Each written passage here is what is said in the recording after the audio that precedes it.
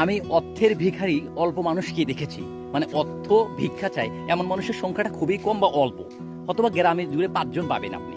কিন্তু এই সম্মান, ভালোবাসা বা শ্রদ্ধা অথবা সম্মান চায়, এটা সবাই চায়, যে ভিক্ষা করে সেও চায়। মানে সম্মানের ভিখারি বলা যায়, বা শ্রদ্ধার ভিখারি বলা যায়, বা ভালোবাসার ভিখারি বলা যায় অনেক মানুষ, লক্ষ লক্ষ মানুষ।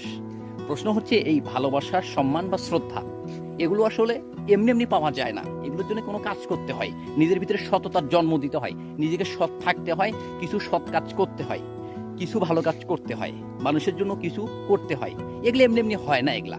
তো অতএব এই অর্থের অভাবী বা ভিখারির চাইতেও এই সম্মানের অভাবী বা ভিখারি, যে লোকটা ভিক্ষা করে সেও সম্মান, ভালোবাসা বা শ্রদ্ধা চায়।